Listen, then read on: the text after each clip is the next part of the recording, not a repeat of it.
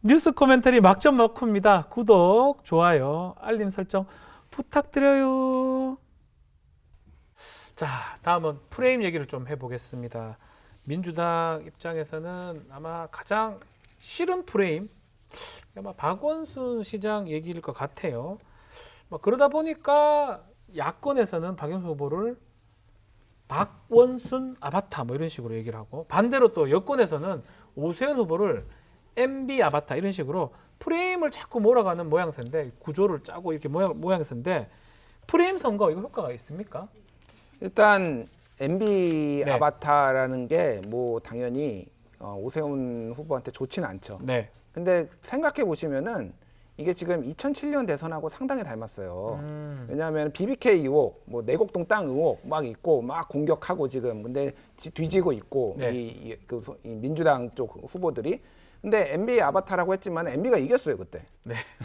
예. 이겼어요. 예, 이겼어요. 월등하게 이겨버렸어요. 예, 그러니까 이건 전략에 지금 문제가 있다. MB 아바타인 것까지는 좋은데 아까 제가 얘기했듯이 원래 민주당 찍던 사람들이 지금 고민하게 만들고 있는 거를 오창석 평론가가 얘기했듯이 돌아오게 만드는 전략이 없어요. MB 아바타만으로는 승리를 할 수가 없다라는 거죠. 네. 그러니까 그거에 대해서 지금 매우 이제 시간이 얼마 안 남았지만은 매우 촉박하게 움직여야 된다. 어떻게 또 마음을 돌릴 수 있을 것인가. 그거가 이제 중요한 관건이라고 봐야죠. 프레임 짜놓고 짠 건 좋지만 또 공격할 아니면 자신의 뭔가 드러낼 거가 있어야 되는데 그게 좀 부족하다고. 투투로 가야 돼요. 둘 다 가야 되는데, 네, 그죠? 뭐 소위 말해서 검증, 후보 검증, 뭐 검증도 네거티브라고 하고. 불리는 후보 검증대로 가고 여기에서는 박영선 후보의 장점을 보여주는 것도 중요한데 제가 보기에는 지금 도저히 민주당은 못 찍겠다. 이번에 심판해야 되겠다라는 사람들의 달랠 뭐가 있어야 돼요. 사실은 박영선 후보도 그렇죠. 중요하지만 네. 그게 이제 가장 관건이라고 봐야죠. 어쨌든 간에 이런 상황에서 또 여권의 박영수 후보 같은 경우는 또 안 좋은 일들이 또 생기고 있어요. 특히 임종석 청와대 전 실장이죠. SNS에 글을 올렸습니다. 2차 가해 논란이 지금 되고 있는데 박영수 후보 좀 그만해달라고 요청을 했는데 계속 지금 거론이 되는 상황. 요거는 어떻게 선거에 이게 유리한가요? 그렇게 하는 이유가 뭘까요? 박영선 후보가 자제해달라고 했는데도 네. 불구하고 임종석 전 실장이 글을 올린 거는 저는 정말 잘못됐다라고 생각이 듭니다. 임종석 실장이 이 글, 부분에 대해서는. 네. 왜냐하면 기본적으로 여전히 박원순 시장이 억울하다라고 생각하시는 시민들도 분명히 있을 것입니다. 박원순 지지자들도 있을 텐데 그것을 떠나서 전체적인 서울 시민의 현재 분위기상으로는 네. 그 이야기를 짚어서 다시 복귀하는 것이 도움이 되지 않아요.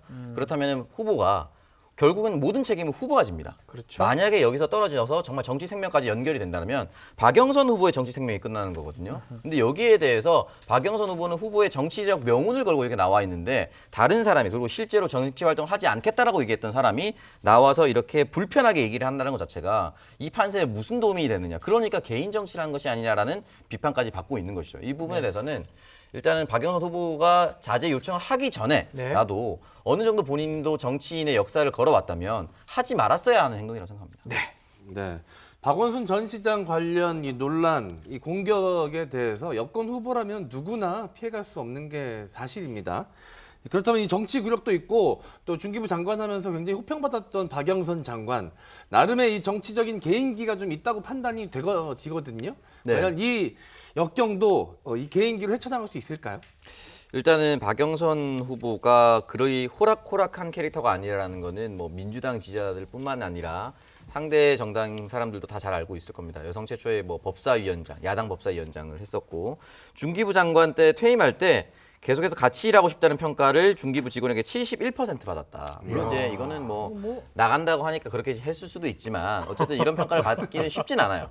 근데 제가 말씀드리고 싶은 게 어떤 일화가 있었냐면 어쨌든 중기부는 그 산자부 산하의 느낌 또는 산자부 동생 느낌이 날 수밖에 없습니다. 그렇죠. 규모가 너무 작아서. 작은 부처니까요. 네, 그리고 기업 규모도 작고요. 네. 그렇기 때문에 이 부분에 있어서 여러 가지 어려움이 있을 거라고 생각했는데 중요한 거는 산자부에 갈 예산을 중기부로 많이 끌어왔습니다. 실제로. 이걸 어떻게 했냐면 국회에서 여러 가지 일들이 있을 때 장관 모임 있을 때 성윤모 장관을 국회로 불러서 단판을 지었다. 성윤모 장관을 약간은 혼냈다. 이런 표현이 들면서 중기부 직원들한테 어떻게 하냐면 힘있고 정치력이 있는 장관이 오니까 우리 예산의 부처가 이렇게 풍성해질 수도 있구나.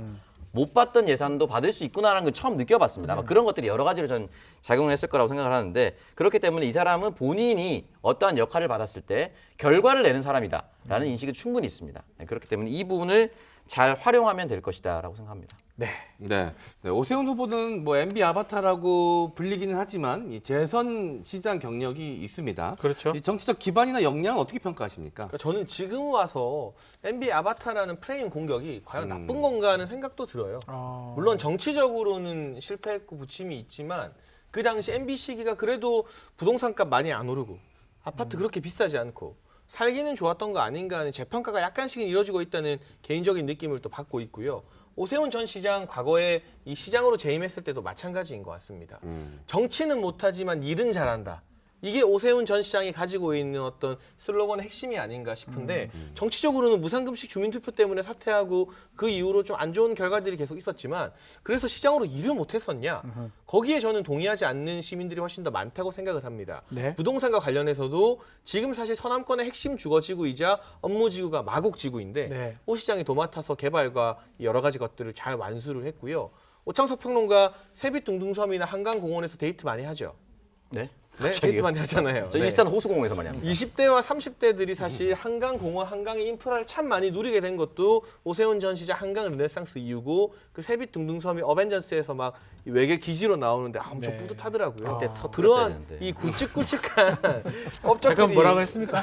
아니, 그러니까 왜냐면 그 투자해야 장면이 훨씬 된다고요? 더 배가 되려면 네. 화려한 액션이 있는 영화지 세비 않습니까? 동물섬 터트려야 된다고요? 그러니까 뭐 여러 가지 폭파 장면도 우리나라에서 많이 촬영이 됐었기 때문에. 네. 영화 속에 나왔을 때 참 많은 사람들이 자부심을 느꼈어요. 그래서 네네. 아까 다른 이유도 있지만 20대, 30대에서 젊은 층 지지율이 꽤 나오는 게 지금 20대, 30대가 이 오세훈 전 시장의 한강 르네상스나 디자인 서울의 혜택을 많이 누리면서 생활을 하고 있기 때문에 네. 그런 부분들 정치 못해도 일은 잘하면 되는 거 아닌가? 이게 네. 대통령 뽑는 거랑 또 다른 부분이라서요. 서울시장으로서는 여전히 정치적 역량이나 정치적 기반을 이제 보여준다고 생각합니다. 일을 잘했다고 진짜 느끼는 것인지 우면산 산사태라든지 강남이 물이 침수되고 이때 당시에 수도 예산을 깎아버렸습니다. 그렇기 때문에 이 부분에 대해서는 다 일을 잘했다라고 보긴 좀 어렵고 무상급식 내용은 사실은 시대의 흐름을 읽을 수 있는 것인가 없을 것인가 이 문제였거든요.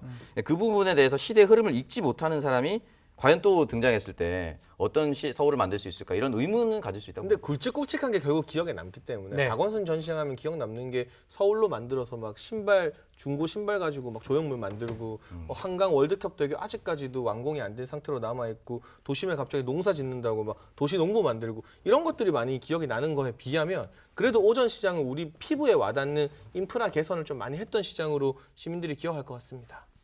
뭐 보는 시각이 좀 다르지 않을까 뭐 생각이 드는데요. 자, 이 투표 변수가 또 있습니다. 당일 투표율인데요. 투표율이 아마 큰 변수가 될 것이다 예측이 있는데 보궐선거다 보니까 공휴일이 아닙니다. 평일날 이루어지고 직장인들은 출퇴근을 해야 됩니다. 투표가 어렵다고 생각이 들 수도 있는데 투표율이 변수가 될 수 있습니까? 김종희 기자님. 예, 뭐 될 수가 있죠. 일단 지난 2018년에 59.9%였어요. 지방선거에서. 근데 예전에 이제 보궐선거를 봐야 되잖아요. 2011년에는 48.6%였습니다. 차이가 많이 나네요. 근데 2011년하고 2018년에 무슨 차이가 생겼냐면은 사전투표제도가 생겨 2013년부터 사전투표제도가 생겼거든요. 네. 그럼 이 중간에 어디쯤에 있을 것이다라고 이제 우리가 예측을 할 수 있죠. 50 뭐 초중반 50, 뭐 네. 50 한 3, 4% 정도가 되지 않을까 예상을 하는데 다만 이제 이 투표율이 무조건 높은 것이 과거에는 진보한테 유리하다라고 얘기를 했지만은 네. 그러니까 이 투표의 성격을 봐야 돼요. 그러니까 일반적으로 응징 투표입니다. 대부분의 그러니까 뭐 분노 투표, 응징 투표. 그래서 내가 정말로 지지하는 사람이 좋아가지고 찍는 게 아니라 한국에서 투표 행태는 저 사람이 싫어서 누군가를 찍는 거예요. 누군가를.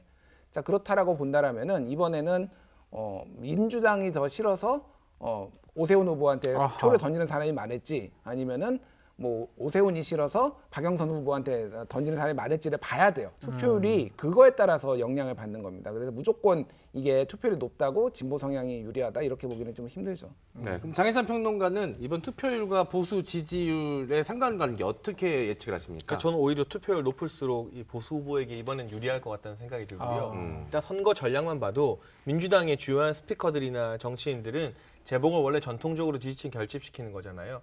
우리 지지층만 결집하면 이긴다는 판단 그런 메시지를 많이 내더라고요. 그런데 만약 중도층이나 무당층 그리고 20대에서 지금 오 시장 지지율이 오 후보 지지율이 앞서는 것으로 나오고 있기 때문에 옛날에는 투표율이 낮은 이유가 결국 젊은 사람들이 투표 안 해서였잖아요. 근데 젊은 사람들이 전통적으로 민주당 많이 찍기 때문에 투표장 나오면 민주당에게 유리했던 건데 지금 오히려 젊은 사람들이 이 민주당을 심판하겠다고 여론조사 결과 응답이 나오고 있으니까 이 사람들이 투표장에 많이 나오면 오히려 야당에게 더 유리해지는 것이 아닌가. 아하. 이전과는 다른 양상일 것 같고요. 투표율도 역대 보궐선거보다는 저는 훨씬 더 높을 거라고 생각됩니다. 정권 말기 대선 전초전 성격으로 네. 치러지는 선거이기 때문에 대부분의 여론조사 결과 보면 최근에 응답률이 엄청 높아요. 그래서 오세훈 안철수 단일화 여론조사 경선도 하루 만에 그냥 다 금방 끝나버렸거든요. 끝났어요. 네. 3,000명 넘게 응답자를 받아야 되는데 이런 징조들만 봐도 응답률이 보궐치고는 굉장히 높지 않을까. 저는 50% 후반대를 예상하고 있습니다. 50% 후반이고 그 50% 후반의 그 투표로 온 사람이 오히려 오세훈 후보를 지지할 가능성이 높다라고 얘기를 주셨습니다. 또 사전투표 얘기를 하지 않을 수 없어요. 2일, 3일 날 사전투표인데 휴일 날 지금 하는 겁니다. 사전투표율은 높을 것인지 휴일에 젊은 층이 또 투표를 할 것인지 어떻게 보십니까? 일단 지난 총선 네. 2020년 총선이죠. 26.69%, 26.7%로 아, 역대 상당히 최고를 높았어요. 찍었어요. 2018년 지방선거가 20.14%, 2017년 대선이 26.06% 이렇게 해서 점점점 올라가는데 대선이냐 뭐 지방선거냐에 따라서 약간씩 이제 달라지는 거죠.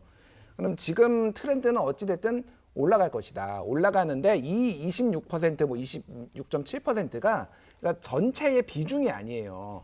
그러니까 이 전체 투표율은 낮아질 수 있는데 전체 투표에서 사전 투표율이 차지하는 비중은 더 높아질 것이다. 이제 이렇게 볼 수가 있는 거예요. 그래서 사전 투표율 자체가 제가 보기엔 큰 변수는 아닙니다. 그러니까 사전 투표율이 이제 익숙해지기 시작한 거예요, 사람들이. 그래서 사전 투표 할 사람은 하는 거고 당일날 할 사람은 하는 거고 이런 거지. 이거가 높다고 어디가 유불리가 엄청 생긴다? 이거는 아닌 것 같아요. 네.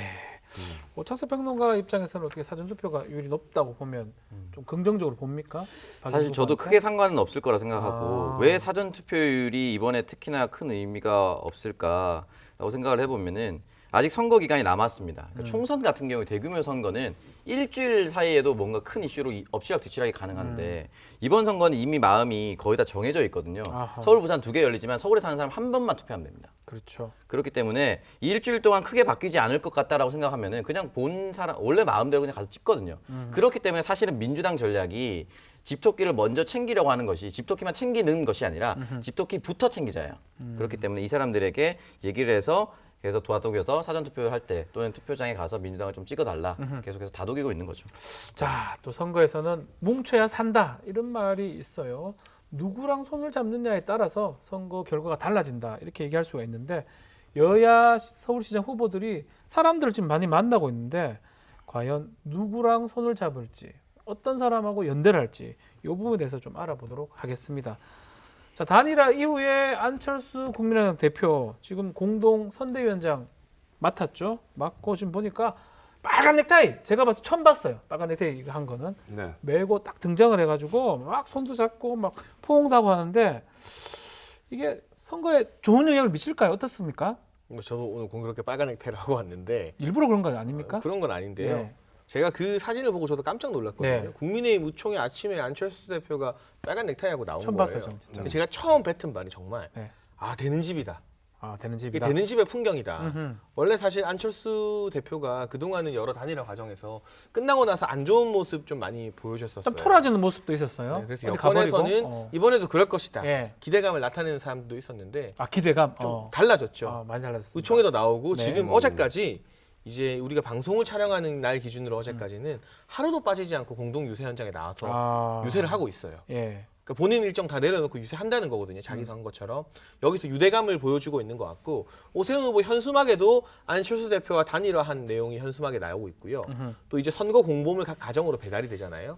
거의 두 번째 페이지인가 세 번째 페이지에 전면을 다 안철수 대표와 함께 같이 찍은 나란히 서서 찍은 사진으로 딱 배치해놨습니다. 네. 이 안철수라는 사람이 가지고 있는 서울 지역 내에서의 어떤 득표력, 상징성이 분명히 있는데 그게 떨어져 나가는 게 아니라 잘 융합이 되고 있어요. 근데 이거 서로에게 윈윈인 거죠. 네. 공교롭게도 최근 조사된 대선 주자 선호도 지지율을 보면 윤석열 전 총장이 여전히 1등하고 있지만 갑자기 안 보이던 안철수 대표가 6%인가 7% 하면서 툭 보수 야권 주장이 튀어 올라요. 그러니까 서울시장 경선에선 졌지만 이런 아름다운 단일화 함께하는 모습 때문에 오 후보는 오 후보대로 도움을 받고 안 대표는 안 대표대로 차기 대선에서 여전히 희망의 불씨, 또 대선이 아니더라도 정계 개편에서 좀 주도적인 역할을 할 수 있는 그러한 롤들을 서로 양분하게 되면서 저는 나름대로 나쁘지 않은 시너지 나쁘지 효과를 않다. 보고 있다고 봅니다. 그럼 김준일 기자님, 예. 안철수 대표의 속마음 어떨까요? 정말 좋은 마음인지 다른 어떤 차후의 그림도 그리고 있는 건지. 일단 안철수 대표가 뭐 5번 네. 선거에 단일화를 직접 참여했거나 단일화 논의가 있었지만 깨지고 그러면서 그렇죠. 다 안 됐습니다. 지금까지 단일화라고 하는 거는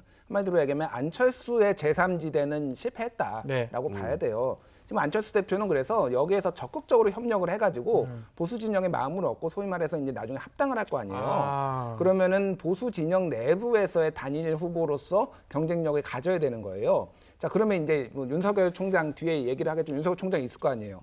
그러면은 지금 이 안철수 후보가 만약에 국민의힘 후보로 나올 가능성이 있잖아요. 네. 예를 들면은 그러면은 여기에서 오세훈 안철수에서 오세훈이 이긴 것처럼 안철수 윤석열에서 뭐 이제 뒤로 가면은 조직의 힘이나 뭐 정권 교체 열망 이런 거로 인해서 안철수가 이길 수도 있다. 유리할 수 있다. 그러면 어떻게 해야 되느냐? 지금 적극적으로 협력을 해가지고 보수 진영의 유권자들의 마음을 얻어야 되는 거예요. 그런 이유에서 그런 거고 실제 데이터를 보면은 이제 실패 사례가 2012년에 안철수 문재인 그때 안철수 대표가 적극적으로 안 했잖아요. 그렇죠. 그리고 실제 그 지지자들 분석한 거 보면은 57%였나 이 정도만 안철수 쪽 아니 그러니까 문재인 쪽으로 갔다 안철수 지지자의 이런 그렇죠. 분석이 있는데 요즘 최근에 본 거 보면은 70%가 넘습니다. 많이 갔습니다. 안철수 지지자가 오세훈 후보한테 간 게. 그러니까 훨씬 더 지금 시너지 효과가 날 수밖에 없다. 전반적으로. 그리고 약간의 이제 뭐 이제 국민의힘의 안 좋은 것들을 살짝 퇴색시켜주는 좀 그거까지 포함해서 전반적으로 효과가 있다고 봐야죠. 네. 네.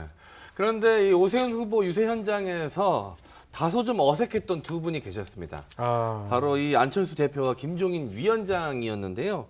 뭐 일명 어벤져스 선대위라고 불리는 선대위가 이 착수가 됐지만 두 사람 간의 이 감정의 골은 좀 여전히 깊은 게 아닌가라는 생각이 좀 드는 게 악수만 한 것 같아요. 네. 얘기하는 도중에 연설하는 도중에 또 갔어요. 가버렸어요. 김종인 위원장이. 근데 이제 어벤져스 이야기 나와서 제가 이 영화의 광팬인데 예, 예. 네. 그 아이언맨이랑 캡틴 아메리카 사이 별로 안 좋습니다. 막 둘이 싸우기도 했죠. 네. 타노스 뜨니까 열심히 또 손잡고 같이 싸워요. 잠깐만요. 그러는 거예요. 타노스가 이제 아니 그러니까 거대 여당을 상대로. 음.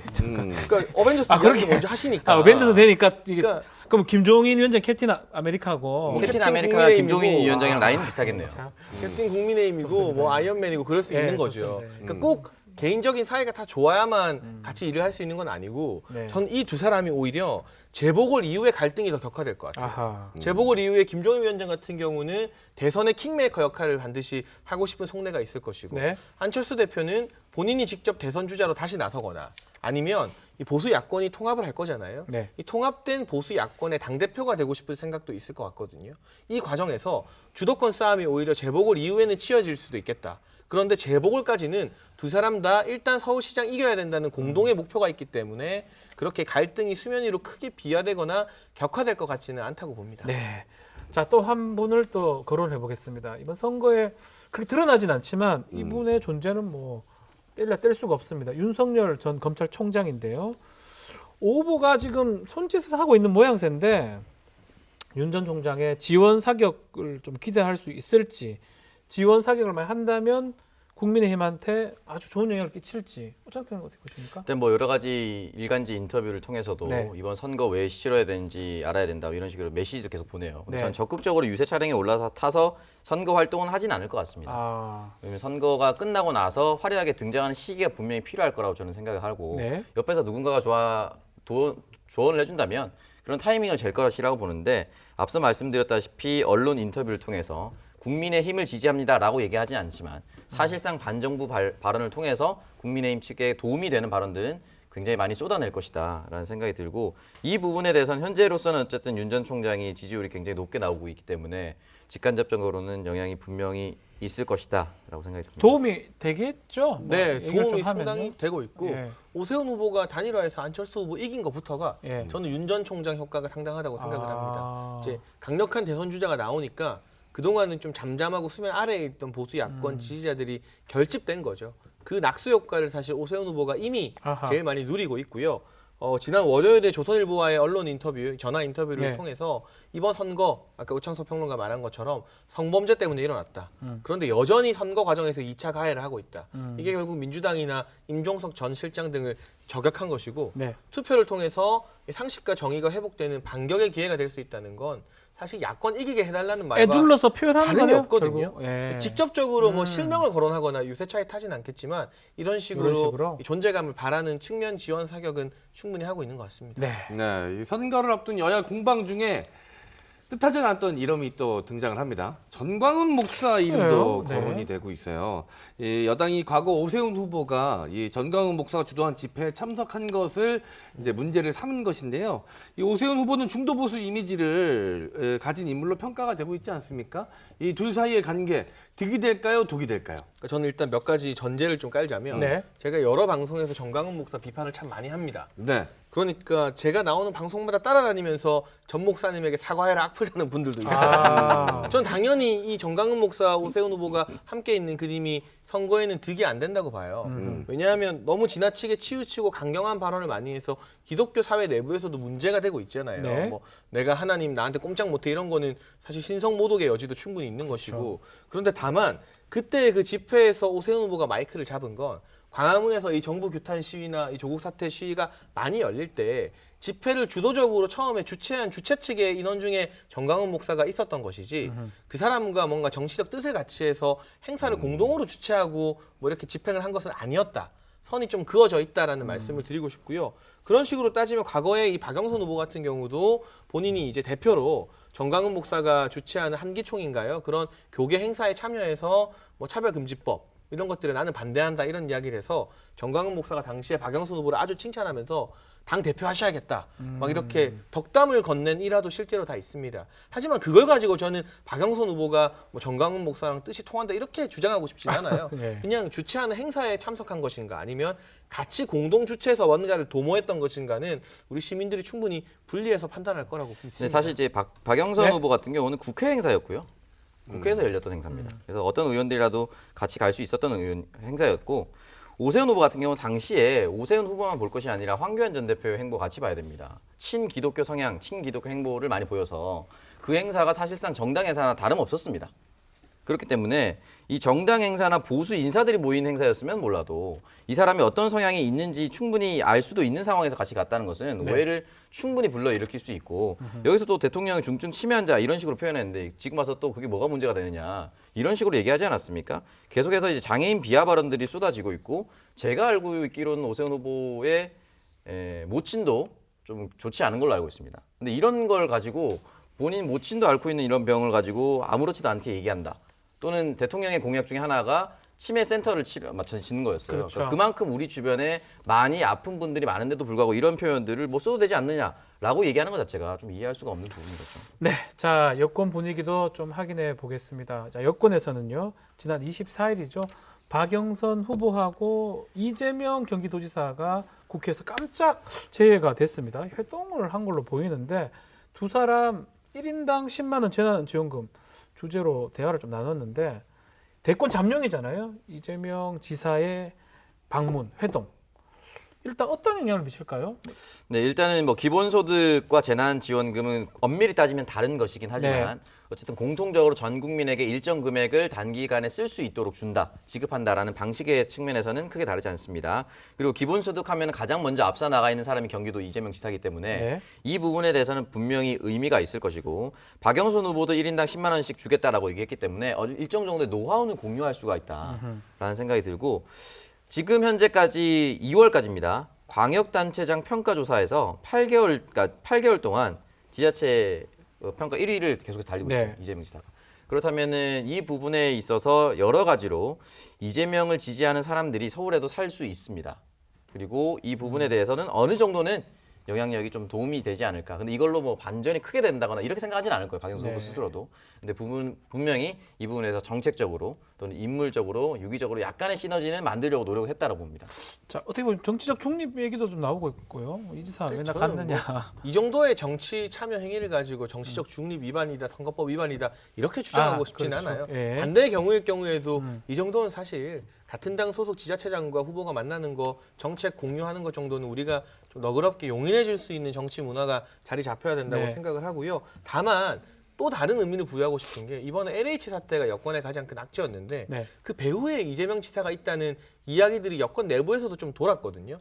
왜냐하면 처음에 고발을 한 이 참여연대나 민변 출신의 법조인들이 평소에 경기도에서 뭐 일도 많이 하고 이재명 지사와 가까운 사이 아니냐 이런 이야기가 있었는데 이 지사 입장에서는 그러한 우려를 좀 불식시키기 위한 정치적 제스처 성향이 있었다고 보고요. 네. 박영선 후보 같은 경우는 지금 이 민주당 지지층 내부에서 친문계, 친이재명계 나눠지게 되면 안 그래도 어려운 상황이기 때문에 원팀을 만들고자 하는 그런 뭐 정치적 의미가 있는 만남이었다 정도로 평가하고 싶습니다. 네. 네. 요즘 민주당 이해찬 전 대표의 모습이 자주 방송에서 보이더라고요. 네. 적극적으로 보궐선거를 앞두고 지원 사격을 하고 있는 듯한 모양새인데 이 박영선 후보에게 이해찬 전 대표의 출격 어떤 의미일지가 좀 궁금합니다. 네. 일각에서는 이해찬 대표의 입김이 세질수록 박영선 후보에게는 좀 역풍으로 작용할 수도 있다. 뭐 이런 분석도 나오고 있던데 어떤 의미가 좀 있다고 보십니까? 근데 저는 이해찬 전 대표를 제가 인정하는 건 네. 큰 그림은 이 지금의 진보 진영에서 제일 잘 그리는 사람인 것 같아요. 대통령을 3번이나 배출해냈고 이번에 총선에서의 압승에서도 시스템 공천을 어느 정도 확립시켰다는 평가를 받고 아주 길게 큰 숲을 잘 보는 정치인으로는 지금 현재 현역 중에 이해찬만한 사람이 없지 않은가 하는 생각을 합니다. 네. 그런데 이분이 과연 단기전에서 구원투수로 나타나서 불을 확 끌 수 있는 그런 소방수인가? 그건 아니지 싶어요. 왜냐하면 지금 이제 선거가 일주일 열흘밖에 안 남았는데 단기전으로 상황을 급변시킬 수 있는 그런 카드는 아니다. 왜냐하면 본인 스스로가 실언을 또 꽤 하는 스타일이거든요. LH 사태와 관련해서 윗물은 맑은데 아랫물은 그렇지 않다. 뭐 어쩔 수 없는 일이다. 이런 게 분노한 국민 정서에는 공감이 전혀 못 되고 있고 아까 오창수 평론가 뭐 우리가 장애나 병 가지고 비유하면 안 된다는 말씀 저도 많이 동의하는데 이해찬 전 대표도 뭐 그런 식의 장애인 비하 논란도 있었고 있었죠. 실언들이 꽤 있기 때문에 이분한테 뭔가를 맡기려면 차라리 1년 뒤에 대선을 바라보고 큰 그림을 그리는 그 역할을 해야지 갑자기 나온다고 해서 단기전인 재보궐선거에서 큰 반전이나 변수가 될 것 같지는 않습니다. 긍정적 일단은 뭐 건가요? 그 장인 비하 표현은 분명히 잘못됐죠. 네. 다만 이제 이해찬 전 대표가 후보로 나온 건 아니기 때문에 후보 스스로가 얘기한 것은 아니기 때문에 좀 다르게 평가를 할 부분이 있고 네. 일단 중요한 거는 이해찬 대표의 행보가 흔히 말하는 공중파 지상파 방송보다는 네. 진보 여권 민주당 지지자들이 잘 보는 이제 흔히 말하는 유튜브 팟캐스트 그래요. 그걸로만 자꾸 나오세요. 중심으로 돌고 있어요. 이게 뭐냐면은 결국에는 정치 은퇴를 선언했었던 노구를 이끈 나마저도 이렇게 민주당 승리를 위해서 계속해서 열심히 돌아다니고 있다. 그렇기 때문에 여러분도 좀 투표하고 싶지 않다 하더라도 꼭 나가서 투표하라. 기권은 하지 마라. 다독이면서 민주당 지지층을 결집시키고 있는 데는 지지층 결집. 네, 그 지지층 결집에는 큰 역할을 저는 하고 있다라고 생각을 하고 네. 그래서 여전히 저는 정치적 감정이 매우 살아있다. 아하. 그다음에 이 부분에서 이해찬 대표가 등장했다고 해서 갑자기 분위기가 크게 반전되지는 않지만 투표를 포기하라고 했었던 또는 투표에 대한 관심이 좀 없었던 민주당 지지층에게는 충분히 소구력이 있다라고 생각합니다. 그래서 공중파나 이런 데 나가지 않았어요. 1인 미디어나 이런 데 많이 나가서 얘기를 하는 거는 아마 그런 의미가 있는 게 아닌가 분석을 해 주셨습니다.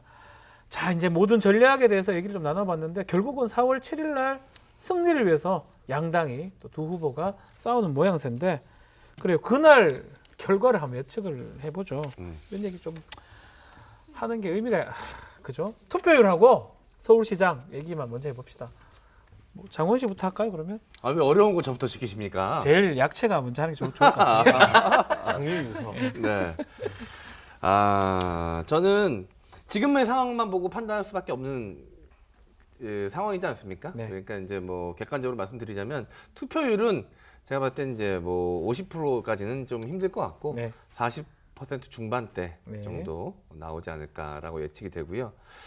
지금 서울시장은 뭐 아무래도 오세훈 후보에게 유리한 상황이지 좋습니다. 않나 생각이 듭니다. 네. 네. 자, 우리 김줄 대표님도 한번. 예, 투표율은 아마 54%? 어유 높게 잡으시네요. 예, 54% 정도 나올 것 같고요. 득표율은 그냥 뭐 이거는 어차피 감이니까 한 박영선 후보가 한 45% 그리고 오세훈 후보가 한 51% 정도 해서 50. 그러면 남는 게 또 있네요. 무소속 후보 많잖아요. 이번에는 허경영. 3등이 허경영 후보거든요. 3등이 허경영 후보고요. 그러니까 지금 현재 조사의 결과는 지금은 그러니까 두 양당 다 못 찍기 때문에 네. 다른 정당은 찍는 그게 다 합치면 4% 이상 나올 거예요. 4%. 네. 예. 허경영 대표 만나셨다고 높게 평가해 주시네요. 아니요. 높게 평가하는 게 아니라 제가 만났을 때 굉장히 불쾌함을 토로했었는데 개고생을 한 이 길이 있는데 여기서는 그 얘기를 할 수는 없고 하여간 상당히 좀 힘들었습니다. 그분 네. 만나서. 야, 정확하게 다들 분석이 지금 투표율 54%, 51대 45로 오세훈 후보가 승리할 것이다. 정확하게 짚어주셨어요. 네. 뭐 두 분도 한번 들어볼까요? 네, 저는 뭐 네. 이렇게 디테일하게 다 짚으시니까 네. 그냥 애매모호하게 말하기 좀 어려워지는데 네. 투표율은 제가 아까 50% 중후반대까지 갑니다. 네. 저는 오. 56% 이상을 56. 생각을 하고 있고요. 득표율에서는 정확하게 몇 대 몇이라기보다는 지금 나오는 것처럼 20% 차이는 아니고 한 자릿수 때 차이가 날 것 같아요. 그러니까 10% 이하 차이. 안쪽으로. 그런데 한 9%에서 8% 정도, 그러니까 10%에 근접한 수치로 오세훈 후보가 승리하지 않을까 생각합니다. 네. 마지막으로 좀 오창석 평론가도 짚어주시죠. 저도 투표율은 50% 중반대 갈 것 같은데. 힘이 하나도 없네요. 예. 저는 어쨌든 뭐 밥 좀 먹고 와요. 53% 정도로 예측을 하겠습니다. 53. 투표율은. 네. 그리고 서울과 부산. 예, 박형준 후보는 1일 1 의혹이거든요. 예. 약간 1일 1씩 하듯이 하나씩 터지고 있는데 예. 땅도 하나씩 나오는 것 같아요. 그래서 어쨌든 민주당 지지자들한테 고마워해야 될 것 같아요. 본인이 몰랐던 땅도 계속해서 알려주고 있으니까. 미술관을 짓자는 그 숭고한 논리를 당당하게. 저렇게 그리고 어반 루프라고 있어요. 네. 그거를 문화 가덕 예술을 위한 동안 저걸 뭐 참. 기술적으로 떠나서 기장부터 출발합니다. 네. 기장에 땅도 많으시잖아요. 왜 기장부터 출발하는지 저는 잘 모르겠어요. 어쨌든 이런 부분들이 있기 때문에 영향력을 분명히 준다. 그래서 저는 서울과 부산 5차 범위 내에서 모두 다 민주당이 승리한다고 봅니다. 뭐막 던지는 것 같은. 어떻게 합니까 그러면? 어떻게 해야 이게? 저도 살짝 예측. 그래 난 불편한 얘기로 결과를 짓고 싶지 않아. 내가 틀리더라도. 저도 네. 살짝 예측을 해보겠습니다. 52에 1% 차이로 박영선 후보가 승리합니다. 제 마음대로 그냥 예측한 거. 왜냐하면 재미로 다 네. 오세훈 후보들을 예측을 근데 하니까. 이 막전 마쿠에서 오창석 평론가 별명이 오펠레 아니었어요. 알고 있습니다. 마음이 편해지네요. 네. 그래서 제가 왜 뜨끔했냐면 반대를 항상 하는데 네. 하필이면 두 개 다 이긴다고 얘기를 하는 바람에 네. 오펠레 씨. 자 한 번 맞췄어요. 바이든. 바이든. 그 국내 정세는 다 틀렸거든요. 네. 아니 저는 얼마 전에 그 모 일간지에서 그 지금 이번 보궐선거 4명의 후보 다 지면 인터뷰를 진행을 했더라고요. 그래서 그걸 기사로 낸 걸 봤는데 확실히 서울 시장 보궐선거는 분위기가 좀 바뀌긴 바뀌었구나를 네. 그 후보들의 모습을 보면서 좀 느껴지더라고요. 오세훈 후보가 굉장히 여유가 느껴졌습니다. 그렇죠. 어떤 질문에든 본인의 그냥 생각, 본인의 이야기를 하는데 박영선 후보는 어떤 질문이 나와도 계속 오세훈 후보에 대한 공격으로 이끌어 가더라고요. 없어요. 그런 모습에서 오히려 저는 좀 조바심이 느껴졌거든요. 그래서 계속해서 오늘 방송을 통해서 이야기가 나온 거지만 오세훈 후보가 갖고 있는 의혹, 오세훈 후보 재산 많다는 거 모든 유권자들이 다 알고 있습니다. 그래서 지금은 그런 이 오세훈 후보에 대한 공격보다는 박영선이 만드는 서울의 모습이 어떤 것인가에 대해서 좀 더 적극적으로 보여주는 것이 옳지 않을까라는 생각이 좀 들어서 보고 싶거든요. 아직 잘 모르겠더라고요. 네. 참 MC 장원이 충정스러운 어떤 마음이네요. 네. 그 마음에서 네거티브보다는 정책 선거가 그래도 필요한 상황이 아닌가라고 마지막으로 얘기를 주셨습니다. 자, 다음 주 막전 막후는 생방송으로 찾아뵙겠습니다. 선거가 끝난 바로 다음 날이거든요. 선거 후에 따끈따끈한 뒷얘기, 지금 오늘 얘기했던 거 이거 다 자료하면 남습니다. 퍼센트하고 이런 것들 뒷얘기 바로 해보겠습니다. 누가 맞는지, 누가 틀렸는지, 누가 택도 없는 얘기를 했는지 저희 방송과 함께 뉴스 코멘터리 막전 막후 봐주시길 바라겠습니다. 저 투표율 조금만 올리면 안 될까요? 마지막 올려.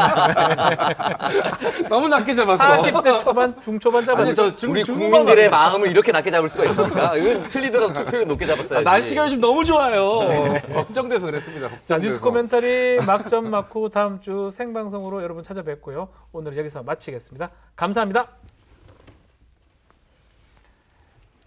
선거에서 이 사진 같은 거 한 장으로 유권자 마음을 움직인다, 또 바람을 일으킨다라고 하는데 혹시 이번 기억나는 사진 있나요? 있어요? 사진이요? 예. 사진은 기억이 나는 게 없는 것 같은데요. 사진 그렇죠. 때문에 이 선거 예. 역사에서 예, 선거 역사도 좋고 뭐 이번에도 그렇고요. 네. 저는 이 말씀드렸다시피 아까 전에 이번 선거 사진만 말하는 거예요? 아니면 뭐 다 전체적인? 전체적으로 말씀하셔도 되고요. 예.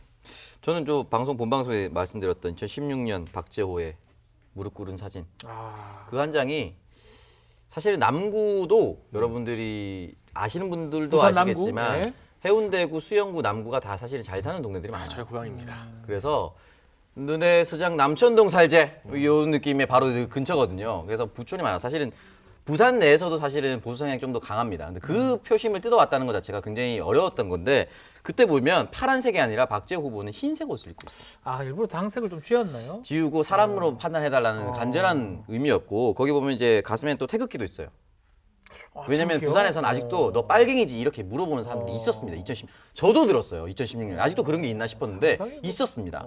그래서 그것도 중화시키기 위해서 태극기도 하고, 그러니까 당선을 위해서 정말 뼈를 갈아서 저는 당선이 됐다고 생각을 하거든요. 지금 오세훈 후보 빨간색 점퍼 안 입어요. 흰색에 빨간색 글씨를 씁니다. 중화시킨 거예요, 빨간색 이미지를. 그러면 박영선 후보도 흰색에 파란색. 그렇게라도 하든지 아니면 하든지. 파란색을 입었으면 지금 1번 박영선이라 좀 잘 보이게 해야 되는데 1번 박영선은 좀 잘 안 보이게 입고 있어요. 그러니까 이거는 좀 빨리 코칭을 해서 박영선을 알려야 된다. 합니다 박영선을 같이 알리려고 하는데 뭘 할지는 어쨌든 시장 되면 하는 거고 이름부터 먼저 알리고 이 사람이 후보로 뛴다라는 것을 좀 더 좀 적나라하게 좀 드러냈으면 좋겠습니다. 네, 그래서 마음이 선거판에서 네. 오세훈 후보는 2006년 서울시장 처음 나왔을 때도 네. 당시 한나라당 색깔인 파란색을 안 입었어요. 초록색 입고 다녔어요. 그렇게 기억납니다. 강금실 법무장관 예. 후보가 보라색 옷 입고 다녔고요. 거기에서도 당색을 지우기 위해서 그랬고 이쪽에서도 그래서 보라색하고 초록색이 서로 이렇게 맞붙었던 그런 생각이라서 그렇죠. 상황이라서 전략적으로 그렇게 하는 겁니다 지금. 이미지가 중요한 것 같아요. 이미지가 지금 선거는 뭐 우리 계속 방송에서도 그 얘기를 했었지만 그래도 어쨌든 간에 중간층을 잡아야 된다면 한쪽으로 쏠린 모습이 아니어야 되기 때문에 오세훈 후보 역시 빨간색 옷보다는 흰 옷으로 지금 한 걸로 생각이 듭니다. 네. 이미지 전략이겠네요. 한편으로. 저는 먹방 사진. 자, 이명박 국밥 먹방 사진. 아니 근데 그 사진 한 뭐 장의 먹혀요, 긍정적인 효과는 뭐 엄청 먹혀요. 불러일으켜 왔습니다. 진짜. 국밥 먹으려고 벌리는 입이 가짜 입이 아니었어요. 진짜, 진짜 먹고 국밥 많이 싶어하는. 먹어본 입이었습니다. 이게 진짜 비교되는 게 옛날에 정몽준 후보가 네. 그 분식집에서 네. 뭔가 패닉에 빠진 듯한 사진이 네. 되게 유명한 게 있거든요. 봤어요. 인터넷에. 네. 이걸 어떻게 먹는 거지 하는 그게 있는데 그거랑 비교해 보면 이명박 당시 대통령 후보는 진짜 리얼하게 잘 먹었죠. 진짜 너무 좋아서 얼마나 진짜로 말아 먹었잖아요. 어. 기시감이 정확하게 들었던. 국밥 말아 먹듯이 나라도 말아 먹었다. 네, 시원하게 말아 그 먹었죠. 당시 우리가 얼마나 세계 경제 위기를 잘 넘겼는데 저런 세계 경활복과 경제 내가 방송을 해야 되다니. 위기 그 전에 있었던 전 정권의 영향이 또 있었죠. 저는 이번 선거에서 가장 좀 인상적인 사진은 네. 오세훈 후보가 선거 공보물에도 쓴 제가 아까 말했던 사진인데 본방에 안철수, 오세훈이 이렇게 나란히 서서 악수하고 어깨 동무하고 있는 사진입니다.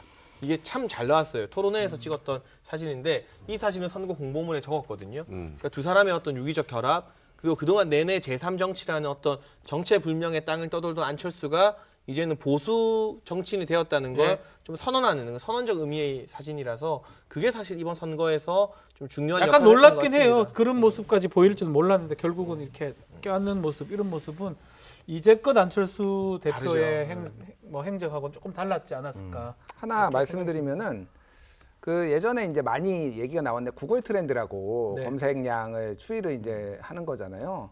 박영선, 오세훈 지금 여기에서도 심지어 오세훈 후보 얘기가 훨씬 많이 나와요. 많이 했었어요. 예, 구글 트렌드나 뭐 다른 검색량을 봐도 압도합니다. 박영선, 오세훈 했을 때 오세훈 트렌드가 그게 좋은 거든 나쁜 거든 네.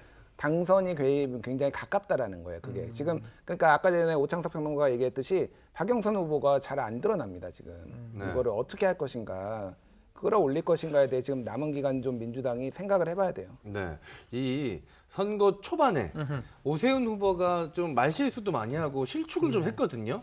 지금 와서 보면 그게 오히려 플러스 요인이 됐던 것 같아요. 그러니까 말실수도 초반에 하는 건 어떻게 보면 선거에 도움이 될 수도 있다 이런 생각도 듭니다. VIP도 사실 네. 지금 V 세훈으로 돼 있어요. 그러니까 지금 오히려 긍정적인 되게 좋죠. 선거 V7으로. 운동의 하나의 방식으로 이용을 하고 있잖아요. 뭐 V고 O고 뭐 비슷하잖아요. 네. 다 5 뭐 이런 거니까. 고장난 시계도 네. 하루에 2번 정도 맞춰야 되니까 이게 어떻게 근데 하다가 힘이 없어 크게 말해요. 크게. 네. 이렇게 얘기하면서도 마음이 참 이게 가라앉고 오세훈 후보의 장점이 네. 그러니까 눈물 잘 흘리고 되면 사과하고 예전에 그 나경원 후보랑 단일 후보로 됐을 때도 그때도 울었고 막 하거든요. 저는 놀랐어요, 사실은. 그러니까 사과를 되게 잘하는 것도 있고 V 논란도 본인이 쿨하게 사과를 했거든요. 한국이 나쁜 놈과 싫은 놈 중에서 싫은 놈을 더 싫어합니다. 그러니까 더 투표에 있어서. 그러니까 뭐 이를테면 지금 이미지는 박영선 후보가 당 때문에 약간 싫은 후보. 이쪽은 나쁜 후보 이를테면 그런 게 있더라도 지금 전략은 사과도 바로바로 넙죽넙죽하고 이러면서 더 이제 더 투표 성향은 지금 이쪽으로 지금 민주당을 비토하는 쪽으로 지금 가고 있는 거예요. 그러니까. 참 방송할 때는 몰랐는데 좀 뒷얘기를 해보니까 선거 지금 상황을 알 수는 있을 것 같아요. 나쁜 후보 대 싫은 후보의 싸움. 네. 답답합니다. 깜짝이야. 그게 아닙니다. 그러니까 우리 정치사에서 좋은 후보와 잘하는 후보 이렇게 나왔으면 더 좋겠다고 생각했지만 아니니까 또 답답할 수 있겠죠. 후보하고 싫은 후보의 싸움. 나쁜 후보가 당선될 것이다. 우리 장혜진 평론가님 얘기하시고. 저는 그렇게 말한 적이 없어요. 나쁜 후보라고 말한 적이 없어요. 다음 주는 생방송으로 한번 제대로 한번 또 얘기를 나누고 네. 그때는 뭐 알겠네요. 네, 이 민주당 지지자들이 지금 가장 문제가 되는 게 상실감이거든요. 이게. 네. 이 상실감, 무력감. 내가 지난 4년 동안 느껴왔던 상실감과 무력감. 네. 네, 알겠습니다. 마치죠? 네. 뉴스 코멘터리 막전 막후는 목요일 밤 11시에 방송됩니다. OBS